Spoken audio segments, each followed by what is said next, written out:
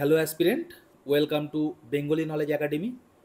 তো আজও আমি তোমাদের সামনে 20টা এমসিকিউ প্রশ্ন এনেছি। প্রত্যেকটা প্রশ্নই ইম্পর্টেন্ট, বিভিন্ন পরীক্ষায় আসা প্রশ্ন, এবং এই প্রশ্নগুলো আগামীতে তোমাদের যে সমস্ত পরীক্ষাগুলো আসছে, অর্থাৎ পুলিশের এসআই, কনস্টেবল সহ পিএসসি, ক্লার্কশিপ, মিসলেনিয়াস, সমস্ত পরীক্ষার জন্য ইম্পর্টেন্ট।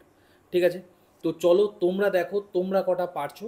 আর আমি এখানে শুধুমাত্র উত্তর বলে যাব না, বাকি যে অপশানগুলো আছে সেগুলো দিয়ে সম্ভাব্য যত প্রশ্ন উত্তর হতে পারে সেগুলো আমি বলতে বলতে যাব। তো দেখো তোমরা কটা পারছো, সেগুলো অবশ্যই কমেন্ট বক্সে জানাবে।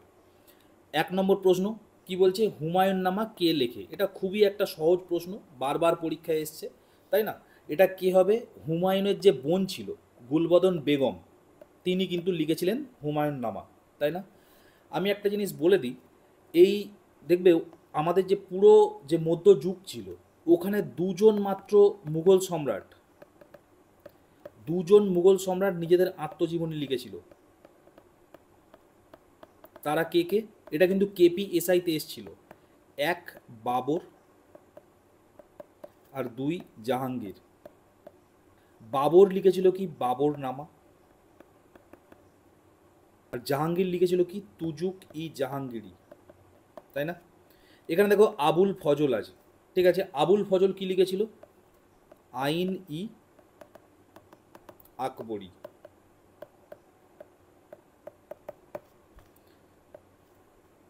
নেক্সট 2 নম্বর প্রশ্ন কি বলছে, সর্বশেষ তীর্থঙ্করের নাম কি? এটা কি হবে? মহাবীর, তাই না? টোটাল 24টা তীর্থঙ্কর ছিল, তার মধ্যে সর্বশেষ ছিলেন 24 নম্বর ছিলেন কে? মহাবীর। এখানে দেখো পার্শ্বনাথ আছে, তাই না? পার্শ্বনাথ হচ্ছে কত? 23 নম্বর তীর্থঙ্কর, ঠিক আছে, যার এমব্লেম কি ছিল? সাপ। এখানে আছে দেখো ঋষভ দেব, এটা ঋষভ নাথ করেছে, এটা ঋষভ দেব হবে।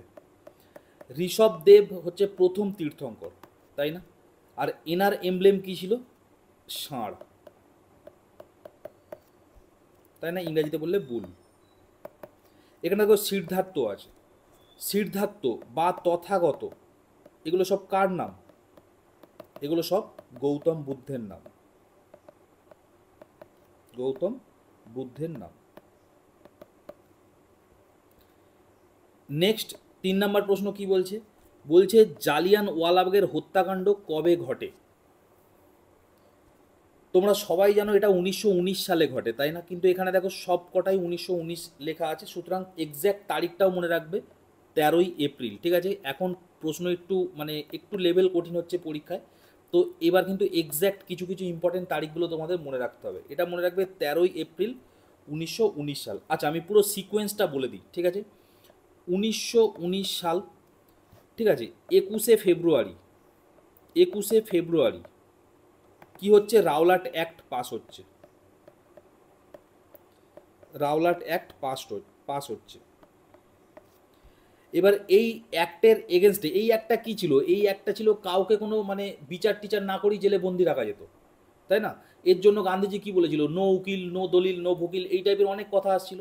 এইবার কি হচ্ছে, 1919 সালেই 10ই এপ্রিল এই রাওলাট অ্যাক্টের এগেনস্টেই সত্যপাল চৌধুরী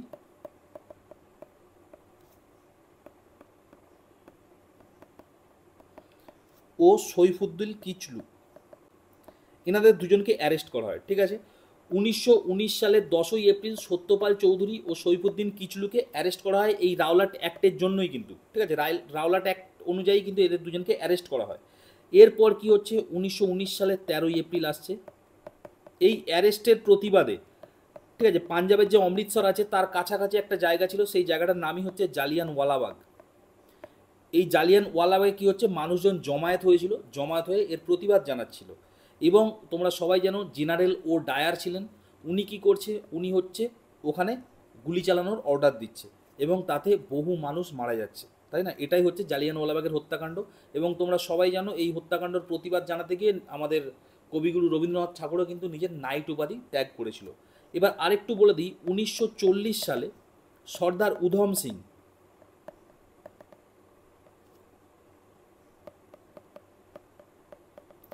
ইনি কিন্তু জেনারেল ও ডায়ারকে হত্যা করছে। বোঝা গেল? তো এইটা কেন বললাম, এটা তোমরা জানো সর্দার উধম সিং বলে একটা সিনেমাও এসছে সম্প্রতি, ঠিক আছে, সম্প্রতি বলতে বছরখানেক হয়ে গেল হয়তো।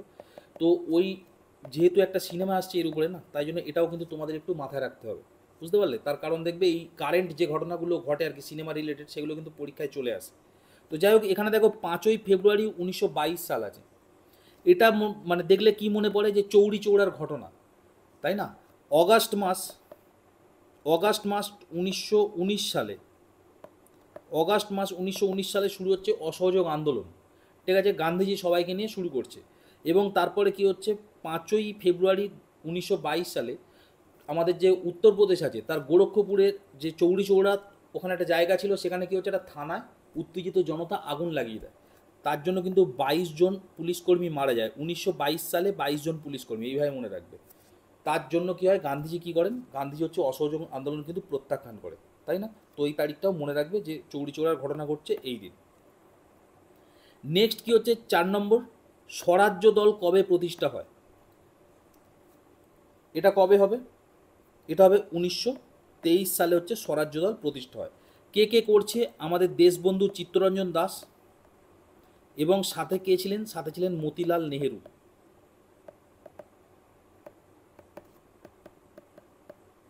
মতিলাল নেহেরু, যেটা কে ছিলেন, যেটা হচ্ছে জওহরলাল নেহেরুর পিতা ছিলেন, তাই না?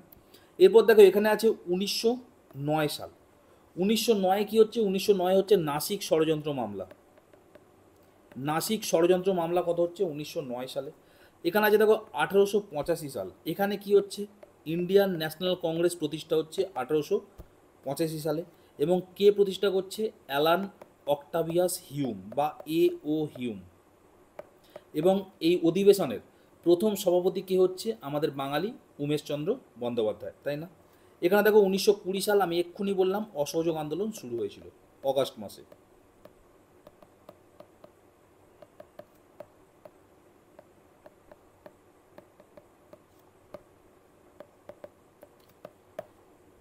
চলো নেক্সট 5 নম্বর প্রশ্ন কি বলছে, শাসনতন্ত্রের কোন সংশোধনে পঞ্চায়েতকে শাসনতান্ত্রিক মর্যাদা দেওয়া হয়েছে?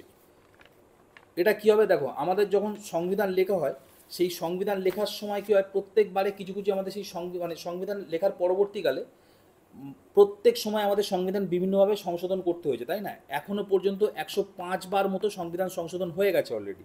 তো বলছে পঞ্চায়েতি রাজ, এটা সংবিধানের কততম সংশোধন? এটা হচ্ছে 73তম সংবিধান সংশোধন, ঠিক আছে। এটা কত সালে হয়েছিল?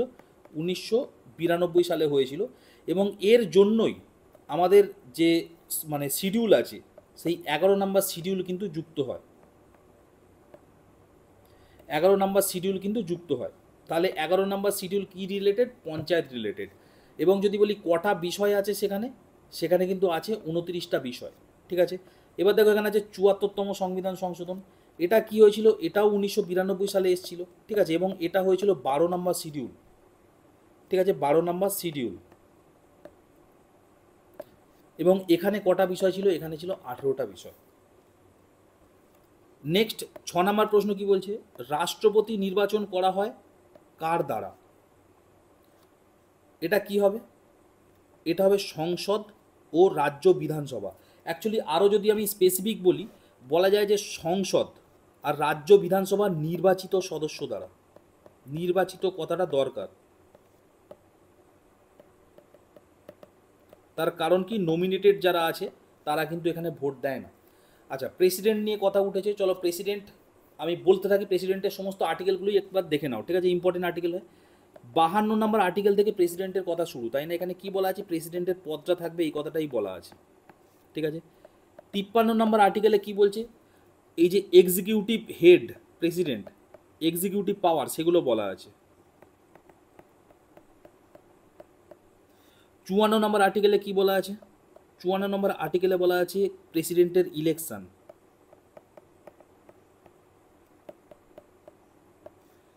55 নম্বর আর্টিকেলে কি বলা আছে? Manner of president election.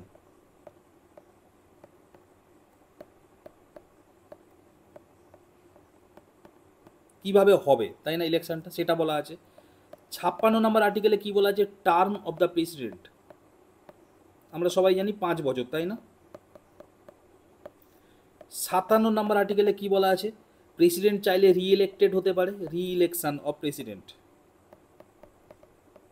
রিইলেকশন of president. আমি বলে রাখি এখনও পর্যন্ত ভারতবর্ষে একজন মাত্র প্রেসিডেন্ট আছে, তিনি হচ্ছে প্রথম প্রেসিডেন্ট যে ছিলেন আমাদের রাজেন্দ্র প্রসাদ, সেই রাজেন্দ্র প্রসাদই কিন্তু রিইলেক্টেড হয়েছিলেন, আর কেউ কিন্তু এখনও পর্যন্ত হতে পারেনি। যাই হোক, 58 নম্বরে কি বলা আছে, প্রেসিডেন্টের কোয়ালিটি, ঠিক আছে, কোয়ালিফিকেশান, কোয়ালিফিকেশান অফ প্রেসিডেন্ট। 59-এ কি বলা আছে, 59-এ বলা আছে condition of the president office, condition of president office. 60-তে কি বলা আছে, 60-তে বলা আছে প্রেসিডেন্ট যে আমাদের শপথ নেয়, ঠিক আছে, ওথ, সেটা বলা আছে 60-তে। আমরা প্রেসিডেন্ট কার থেকে শপথ নেয়, চিফ জাস্টিস অফ ইন্ডিয়ার থেকে, তাই না? আর 61-তে কি বলা আছে, 61-তে বলা আছে ইমপিচমেন্ট, প্রেসিডেন্টের মহাবিয়োগ, ঠিক আছে। এইগুলো হচ্ছে প্রেসিডেন্টের আর্টিকেল। এর মধ্যে 54 নম্বর আর্টিকেল, 53 নম্বর আর্টিকেল, 61 নম্বর আর্টিকেল, এগুলো ভীষণ ইম্পর্টেন্ট, খুব পরীক্ষায় আসে।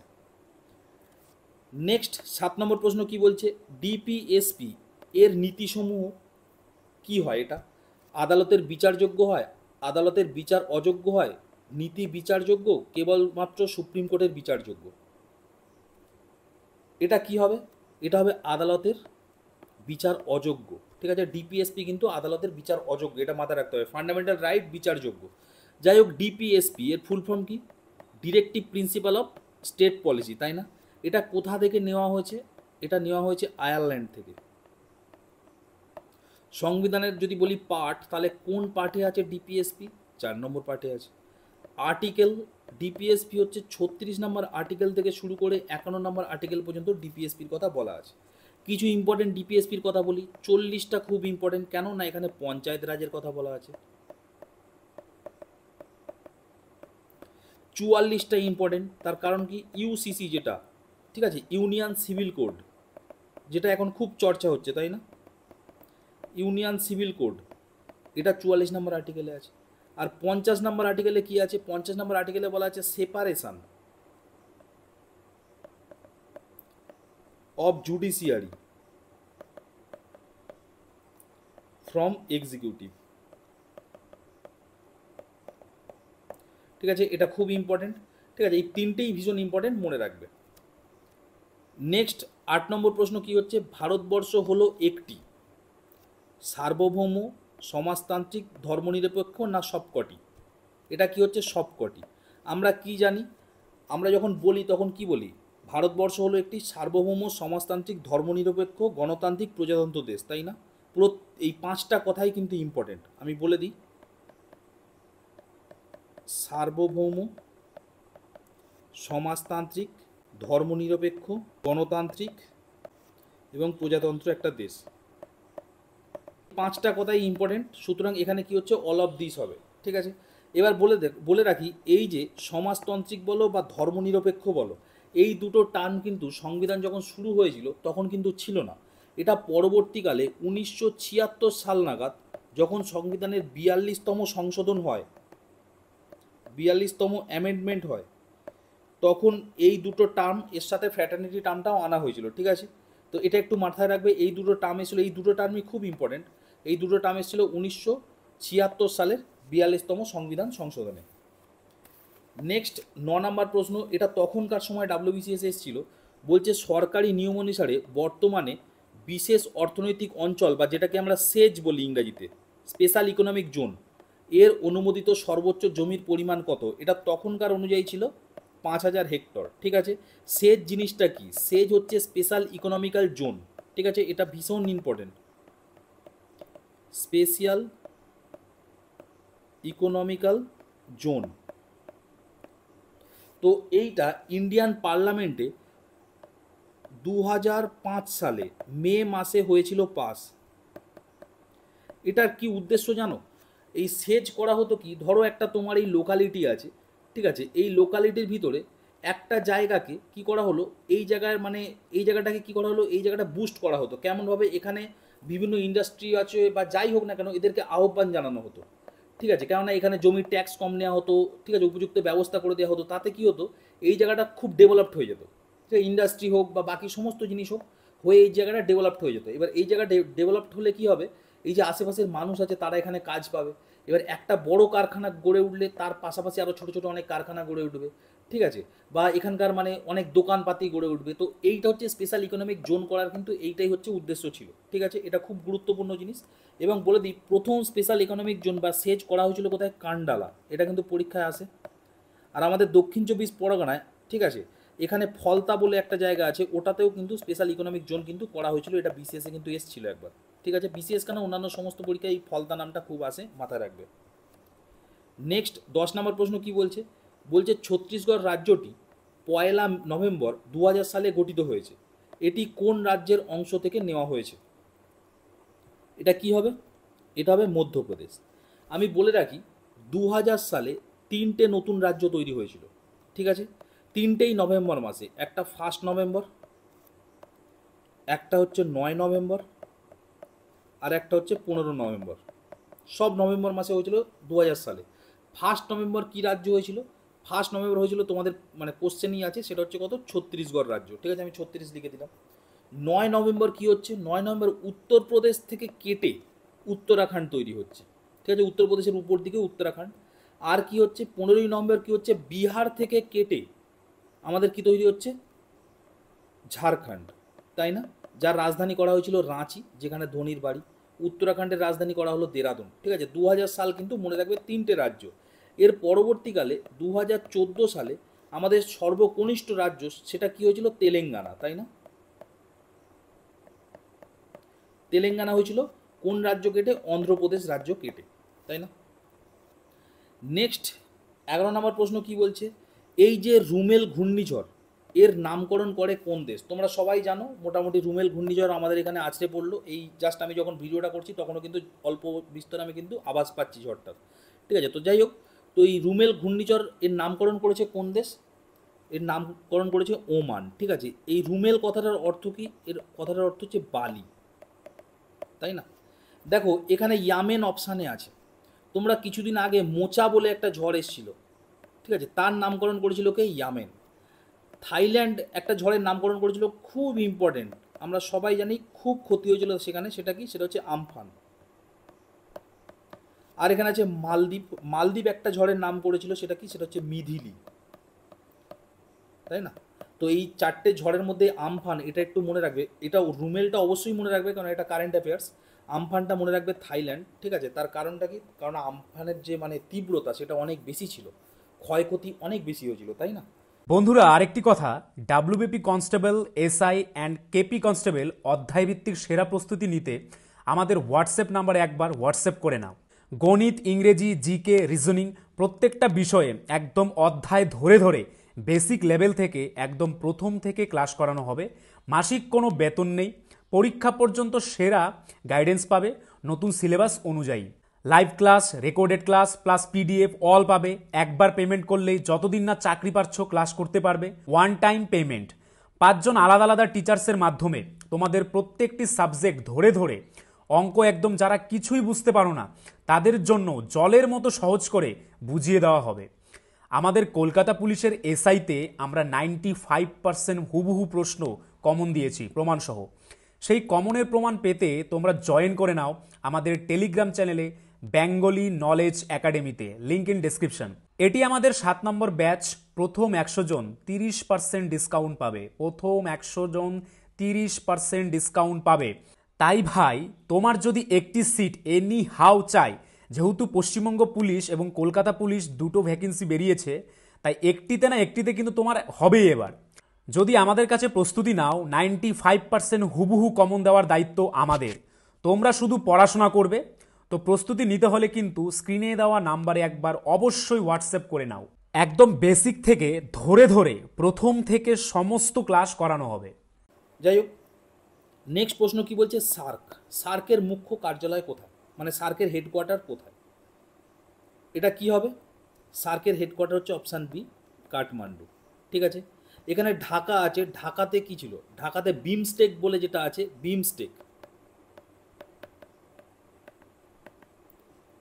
বিমস্টেক তার যে হেডকোয়ার্টার সেটা হচ্ছে ঢাকাতে, তাই না। দিল্লিতে আমাদের যে ডিআরডিও আছে, এছাড়াও অনেক আমাদের যে সেন্ট্রাল এজেন্সি আছে তাদেরও হেডকোয়ার্টার কোথায়? দিল্লিতে। আর এখানে দেখো ইসলামাবাদ আছে। ইসলামাবাদ কি? ইসলামাবাদ পাকিস্তানের রাজধানী, তাই না? আর এখানে হেডকোয়ার্টার তেমন কি আছে? তেমন হেডকোয়ার্টার তেমন উল্লেখযোগ্য কিছু নেই। তো যাই হোক, এখানে দেখো সার্ক আছে। সার্ক নিয়ে একটু ডিটেলে বলি। সার্ক, ঠিক আছে। সার্কের ফুল ফর্ম কি? South Asian association, south Asian association for regional cooperation, ঠিক আছে। এটা কত সালে প্রতিষ্ঠা হচ্ছে? এটা প্রতিষ্ঠা হচ্ছে, আমি যদি স্পেসিফিক বলি তাহলে ডিসেম্বর মাসে, 8ই ডিসেম্বর 1985 সালে এটা তৈরি হয়েছিল, ঠিক আছে। এর হেডকোয়ার্টার আগেই বললাম কাঠমান্ডুতে আছে, নেপালের, ঠিক আছে। আর এখানে মেম্বার কজন আছে দেখো, 8ই ডিসেম্বর তৈরি হয়েছিল, 8জন মেম্বার ছিল, ঠিক আছে। কারা কারা মেম্বার ছিল? ইন্ডিয়া, পাকিস্তান, তারপরে কি নেপাল, ভুটান, বাংলাদেশ, আফগানিস্তান, আর সর্বশেষ শ্রীলঙ্কা এবং তার সাথে মালদ্বীপ, ঠিক আছে। এই 8জন হচ্ছে এই সার্কের মেম্বার। নেক্সট 13 নম্বর প্রশ্ন কি বলছে? মহাকাশের গ্রহ নক্ষত্র পর্যবেক্ষণে কি ব্যবহৃত হয়? এটা কি হবে? এটা হবে টেলিস্কোপ, ঠিক আছে। টেলিস্কোপ, দেখবে টেলি কথাটার অর্থ হচ্ছে দূর, ঠিক আছে। তোমরা দেখবে টেলিভিশন মানে দূরদর্শন, টেলিফোন মানে দূরাভাষ, ঠিক আছে। এই দূর কথাটা দেখবে টেলির সাথে সবসময় যুক্ত থাকে। তো ওই আন্দাজেও কিন্তু তোমরা এখানে মারতে পারো। তো যাই হোক, এখানে মাইক্রোস্কোপ আছে অপশানেতে। মাইক্রোস্কোপ তোমরা সবাই জানো, তাই না? যারা যারা সায়েন্স নিয়ে পড়েছো তারা বায়োলজি ল্যাবেতে দেখেছে, এই যে ভাইরাস টাইরাস যেগুলো দেখা হয় সেগুলো মাইক্রোস্কোপে দেখা হয়, তাই না? স্টেথোস্কোপও তোমরা সবাই জানো, ডাক্তারের গলায় থাকে, তাই না? হার্টবিট মাপে। পেরিস্কোপটা ইন্টারেস্টিং। পেরিস্কোপ অনেকে স্কুলে তোমরা দেখেছো, তাই না? স্কুলে স্যাররা অনেক সময় দেখাতেন। কী হতো? এই পেরিস্কোপ এইরকম টাইপের একটা জিনিস, তাই না? এখান থেকে তুমি কি হয়, তুমি এখানে চোখ রাখবে, এখানে মানে যেটা তুমি সেট করবে সেটা দেখা যাবে। অনেক সময় কি হয়, ধরো এখানে পাঁচিল আছে, তোমার হাইটের উপরে নেই, তুমি এখানে চোখ রাখবে, উপর থেকে দেখতে পাবে, ঠিক আছে। উপরে যে কী হচ্ছে সেটা তোমার এখান থেকে এখানে রিফ্লেক্ট হয়, সেখানে এখানে রিফ্লেক্ট হয়, তারপর তুমি চোখ দিয়ে দেখতে পাও। এটা কোথায় ইউজ হয়? সাবমেরিন ইউজ হয়। এবার তোমরা বুঝতে পারছো কেন সাবমেরিন ইউজ হবে। সাবমেরিন ইউজ হবে কেন? সাবমেরিন তো ডুবো জাহাজ, ও তো জলের নিচে থাকে, তাই না? তো ওখান থেকে কী হয়, একটা এরকম পেরিস্কোপ বের করে দেয়, ঠিক আছে। ওরা নিচ থেকে পুরো দেখতে পায় যে উপরে কী কী আছে, বুঝতে পারলে? নেক্সট 14 নম্বর প্রশ্ন কি বলছে? নিম্নলিখিত ধাতুগুলির মধ্যে কোনটি সর্বাপেক্ষা হালকা? এটা ছোট থেকে সবাই মুখস্থ করে আসছো। হালকা ধাতু কি? লিথিয়াম, তাই না? আর যদি বলি হেভিয়েস্ট মেটাল, হেভিয়েস্ট মেটাল কি? ভারী ধাতু কি? সেটা হচ্ছে অসমিয়াম। অসমিয়াম হচ্ছে সব থেকে ভারী ধাতু, মনে রাখবে। নেক্সট 15 নম্বর প্রশ্ন কি বলছে? একই সঙ্গে ভরবেগ ও ইলেকট্রনের অবস্থান জানা সম্ভব নয়, এই তত্ত্বের অবতরণ কে করেন? এটা কি হবে? এটা হবে হাইজেনবার্গ, ঠিক আছে। এই হাইজেনবার্গ এর প্রিন্সিপালটার নাম কি? এই যে হাইজেনবার্গ আনসার্টেনটি প্রিন্সিপাল, ঠিক আছে। এই আনসার্টেনটি মানেই তো অনিশ্চিত, বুঝতে পারলে? একসাথে জানা যায় না। এটা কিন্তু ভীষণ ইম্পর্টেন্ট, এই হাইজেনবার্গ আনসার্টেনটি প্রিন্সিপাল, এটা মাথায় রাখবে। কারণ শুধু জাস্ট এই লাইনটা মাথায় রাখবে, তুমি এই যে প্রিন্সিপালটা কী আছে সেটা তোমার মাথায় রাখতে হবে না, সেটা পরীক্ষা আসবে না, কিন্তু এইটা আসবে। হাইজেনবার্গ আনসার্টেনটি প্রিন্সিপাল হচ্ছে এইটা। নেক্সট 16 নম্বর প্রশ্ন কি বলছে? যে দেশের লোকেদের সিদ্ধ চাল প্রধান খাদ্য তারা কোন রোগে ভোগেন? ঠিক আছে, মানে সোজা কথা, সিদ্ধ চাল অতিরিক্ত খেলে বা সর্বদা খেলে কী রোগ হয়? এটা হয় বেরি, তাই না? এমনি বেরি, তাছাড়া ভিটামিন বি এর অভাবেও কিন্তু বেরি রোগটা হয়, তাই না? এখানে দেখো স্কারবি আছে। স্কারবি কোন রোগের অভাবে হয়? মানে সরি, স্কারবি কোন ভিটামিনের অভাবে হয়? ভিটামিন সি এর অভাবে স্কারবি হয়, ঠিক আছে। নেক্সট 17 নম্বর প্রশ্ন কি বলছে? বলছে মহিলার শরীরে একটা সেক্স ক্রোমোজোম কম থাকলে কোন রোগ দেখা দেয়? অ্যাকচুয়ালি কি হয়, মহিলাদের যে আমরা জানি ক্রোমোজোম কি হয়, এক্স ক্রোমোজোম হয় মহিলাদের, কিন্তু এই ক্ষেত্রে দেখা যায় যে অনেক সময় X0 থাকে, ঠিক আছে, একটা ক্রোমোজোম এখানে থাকে না, ঠিক আছে, সুতরাং আমাদের ক্রোমোজোমের সংখ্যা কত 46, তাহলে এই ক্ষেত্রে কত হয়ে যায় 45 হয়ে যায়, কারণ একটা ক্রোমোজোম নেই, সেক্স ক্রোমোজোম নেই। তো এইটাকে বলা হচ্ছে টার্নার সিনড্রোম। ঠিক আছে, আর এখানে একটা দেখো আছে ক্লাইনফেল্টার সিনড্রোম। ঠিক আছে, এটা কি? এটা হচ্ছে এখানে ক্রোমোজোম আবার একটা বেশি থাকে, 46-এর জায়গায় একটা বেশি হয়ে 47 হয়ে যায়, এবং কোনটা বেড়ে যায়? সেক্স ক্রোমোজোম বেড়ে যায়। ঠিক আছে, ধরো এখানে মেল আছে, পুরুষ, পুরুষের কি হয়? এক্স ওয়াই আছে, এই এক্স ওয়াইয়ের জায়গায় কি হয়ে যাবে? হয় এক্স এক্স ওয়াই হয়ে যাবে, না হলে কি হয়ে যাবে? এক্স ওয়াই ওয়াই হয়ে যাবে, মানে একটা বেশি। আবার মহিলাদের ধরো এক্স এক্স থাকে, সেখানে আর একটা এক্স চলে আসবে। এইটা কি? এটা হচ্ছে ক্লাইনফেল্টার সিনড্রোম। ঠিক আছে, এটা হচ্ছে একটা বেশির জন্য। এখানে কি আছে? ফিনাইল কেটোনোরিয়া। ঠিক আছে, এটাই কি হয়? এটা হচ্ছে 12 নাম্বার ক্রোমোজোমের সমস্যা হলে কিন্তু এই প্রবলেমটা হয়। 12 নাম্বার ক্রোমোজোমের সমস্যা হলে এই প্রবলেমটা হয়। এখানে কি হচ্ছে? হিমোফিলিয়া। হিমোফিলিয়াটা জিনগত রোগ। ঠিক আছে, এই জিনের প্রভাবে হয়, বংশ পরম্পরা হয়। এখানেও অ্যাকচুয়ালি সেক্স ক্রোমোজোমের সমস্যা হলেই কিন্তু এইটা হবে। সেক্স ক্রোমোজোমের সমস্যা হলে এটা হয়। এখানে কি হয়? এখানে হয় রক্ত জমাট বাঁধে না। এই রোগ হলে রক্ত জমাট কি হবে? বাঁধবে না। ঠিক আছে, নেক্সট 18 নম্বর প্রশ্ন কি বলছে? ল্যামার্কের লেখা বইটির নাম কি? এটা কি হবে? Option B, philosophic zoologic. ঠিক আছে, একদম গাঁথিয়ে মুখস্থ করে রাখবে। ল্যামার্কের লেখা বইয়ের নাম হচ্ছে ফিলোজফিক জুওলজিক। ঠিক আছে, ল্যামার্কের থিওরি খুব বিখ্যাত থিওরি। কি থিওরি দিয়েছিল উনি? ল্যামার্ক দিয়েছিল theory of inheritance of acquired character. ঠিক আছে, এইটা তোমাদের কাছে অনেকের নতুন লাগছে, কিন্তু এটা যদি আমি বাংলা বলি তাহলে সবাই শুনে রেখেছো। কি? অর্জিত বৈশিষ্ট্যের বংশানুসরণ। ঠিক আছে, এই থিওরিটা কে দিয়েছিল? ল্যামার্ক দিয়েছিল। ঠিক আছে, পরবর্তীকালে বিজ্ঞানী অগাস্ট বলে একজন ছিলেন, উনি কিন্তু এই থিওরিটাকে খণ্ডন করেছিলেন। কি করে? তোমরা সবাই জানো, উনি 22টা জেনারেশন ইঁদুরের ল্যাজ কেটেছিল, তাই না? ল্যাজ কেটে উনি প্রমাণ করেছিল যে পরবর্তী যে ইঁদুরগুলো মানে জন্মাচ্ছে, তারা কিন্তু কাটা অবস্থায়, মানে ল্যাজবিহীন অবস্থায় তারা জন্মাচ্ছে না। তো সুতরাং অর্জিত বৈশিষ্ট্যের বংশানুসরণ যেটা হচ্ছে, সেটা ভুল প্রমাণিত হয়ে যাচ্ছে। সেটা কে প্রমাণ করেছিল? অগাস্ট, তাই না? বিজ্ঞানী অগাস্ট, উনি এটা কিন্তু ল্যামার্কের মানে যে পুরো থিওরি সেটাকেই কিন্তু খণ্ডন করেছিলেন। যাই হোক, এখানে দেখো একটা আছে স্পিসিস প্লাটারাম, তাই না? এটা কি? এটা লিখে, এটা এই যে থিওরি, এটা দিয়েছিল কে? Carlos Linnaeus. কার্লোস লিনিয়াস, তাই না? তোমরা জানো দ্বিপদ নামকরণ তার জনক কিন্তু ইনি, কার্লোস লিনিয়াস। এখানে আছে অরিজিন অফ স্পিসিস। যদি পুরো বইটার নাম বলি তাহলে কি হয়? পুরো বইটার নাম ছিল on the origin of species by the means of natural selection. On the origin of species by the means of natural selection. এটা কার লেখা বই? এটা হচ্ছে ডারউইনের লেখা বই, বিখ্যাত সেই বই, তাই না? এবার বলে রাখি, ডারউইনের থিওরি থেকে আমরা কি জানি? ন্যাচারাল সিলেকশনের আমরা যে তথ্য, সেটা কিন্তু ডারউইনের থিওরি থেকেই পাই, তাই না? আমি তাই জন্যই পুরো বইয়ের নামটা বললাম। আর ডারউইন কোন দ্বীপে ছিলেন এই সমস্ত থিওরি প্রমাণ করার জন্য? সেটা কি? সেটা হচ্ছে গ্যালাপোগাস দ্বীপ, তাই না? এটাও পরীক্ষায় আসে, গ্যালাপোগাস দ্বীপ। গ্যালাপোগাস দ্বীপে কি ছিলেন? ডারউইন ছিলেন। নেক্সট 19 নম্বর প্রশ্ন কি বলছে? শরীরের বৃহত্তম পেশির নাম কি?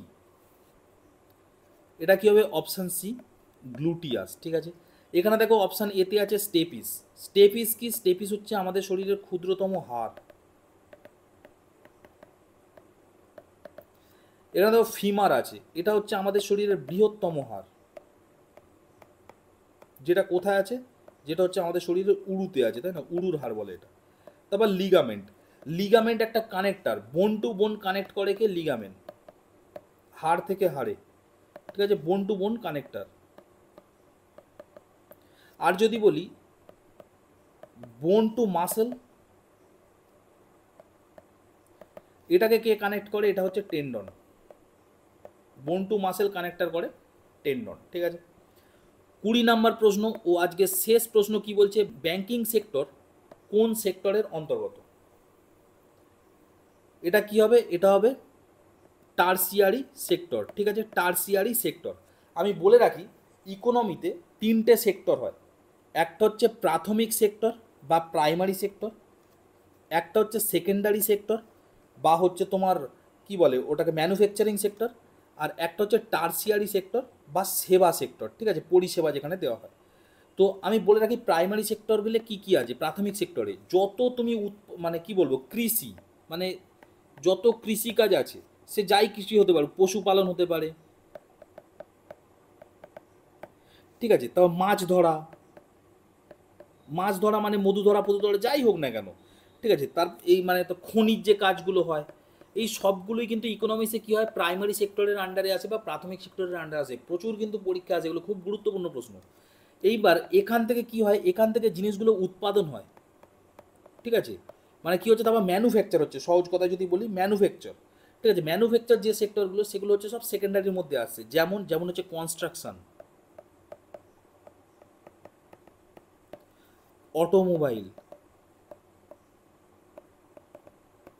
ঠিক আছে, টেক্সটাইল ইন্ডাস্ট্রি। টেক্সটাইল ইন্ডাস্ট্রি কেন, যে কোনো ইন্ডাস্ট্রি, ঠিক আছে। তারপর হচ্ছে আমি ম্যানুফ্যাকচার সাইড, মানে এটা পুরো ম্যানুফ্যাকচার আমি লিখেই দিই, ম্যানুফ্যাকচারিং সেক্টর। ঠিক আছে, যা যা হোক না কেন সমস্ত কিছু সেকেন্ডারির মধ্যে আসবে। আর টারসিয়ারির মধ্যে কি কি আসবে? টারসিয়ারি হচ্ছে যেগুলো সেবামূলক কাজ, শুধুমাত্র সার্ভিস দেওয়া হয়, যেমন ব্যাংকিং। আর কোথায় দেওয়া হয়? এডুকেশন। এই যে আমি তোমাদের পড়াচ্ছি, এটা তো একটা মানে কি বলবো, একটা মানে সার্ভিস দেওয়া, তাই না? এই সমস্ত জিনিসগুলো সমস্ত কিছু কিন্তু টারসিয়ারি সেক্টর। তোমার স্বাস্থ্য হতে পারে, ঠিক আছে, পর্যটন হতে পারে, মানে সোজা কথা মনে রাখবে পরিষেবা, যেখানে যেখানে পরিষেবা দেওয়া হয় সবগুলোই হচ্ছে টারসিয়ারি সেক্টরের মধ্যে আসে। এটা কিন্তু ইকোনমির খুব গুরুত্বপূর্ণ একটা প্রশ্ন, বিশেষত পুলিশের পরীক্ষা কিন্তু এরকম প্রশ্ন এখন আসা শুরু হয়েছে, সুতরাং এগুলো একটু জানতে হবে। তো যাই হোক, এই ছিল আজকে আমার 20টা প্রশ্ন। তোমরা অবশ্যই জানাবে তোমরা কটা পারলে, এবং কেউ যদি নতুন হয়ে থাকো তারা অবশ্যই কমেন্ট বক্সে জানাবে যে তোমাদের এই ক্লাসটা কেমন লাগলো। আর অবশ্যই চ্যানেলে একটা লাইক মেরো, আর চ্যানেলটায় যদি নতুন হও তাহলে একটু সাবস্ক্রাইব করো। বন্ধুরা, আরেকটি কথা, WBP constable, SI and KP constable অধ্যায়ভিত্তিক সেরা প্রস্তুতি নিতে আমাদের হোয়াটসঅ্যাপ নাম্বারে একবার হোয়াটসঅ্যাপ করে নাও। গণিত, ইংরেজি, জিকে, রিজনিং প্রত্যেকটা বিষয়ে একদম অধ্যায় ধরে ধরে বেসিক লেভেল থেকে একদম প্রথম থেকে ক্লাস করানো হবে। মাসিক কোনো বেতন নেই, পরীক্ষা পর্যন্ত সেরা গাইডেন্স পাবে নতুন সিলেবাস অনুযায়ী। Live class, recorded class plus PDF all পাবে। একবার পেমেন্ট করলেই যতদিন না চাকরি পাচ্ছ ক্লাস করতে পারবে। One time payment. 5 জন আলাদা আলাদা টিচার্সের মাধ্যমে তোমাদের প্রত্যেকটি সাবজেক্ট ধরে ধরে অঙ্ক একদম যারা কিছুই বুঝতে পারো না তাদের জন্য জলের মতো সহজ করে বুঝিয়ে দেওয়া হবে। আমাদের কলকাতা পুলিশের এসআইতে আমরা 95% হুবহু প্রশ্ন কমন দিয়েছি প্রমাণসহ। সেই কমনের প্রমাণ পেতে তোমরা জয়েন করে নাও আমাদের টেলিগ্রাম চ্যানেলে বেঙ্গলি নলেজ একাডেমিতে, লিঙ্ক ইন ডেসক্রিপশন। এটি আমাদের 7 নম্বর ব্যাচ। প্রথম 100 জন 30% ডিসকাউন্ট পাবে। প্রথম 100 জন 30% ডিসকাউন্ট পাবে। তাই ভাই, তোমার যদি একটি সিট এনি হাউ চাই, যেহেতু পশ্চিমবঙ্গ পুলিশ এবং কলকাতা পুলিশ দুটো ভ্যাকেন্সি বেরিয়েছে, তাই একটিতে না একটিতে কিন্তু তোমার হবেই এবার। যদি আমাদের কাছে প্রস্তুতি নাও, 95% হুবহু কমন দেওয়ার দায়িত্ব আমাদের। তোমরা শুধু পড়াশোনা করবে। তো প্রস্তুতি নিতে হলে কিন্তু স্ক্রিনে দেওয়া নাম্বারে একবার অবশ্যই হোয়াটসঅ্যাপ করে নাও। একদম বেসিক থেকে ধরে ধরে প্রথম থেকে সমস্ত ক্লাস করানো হবে।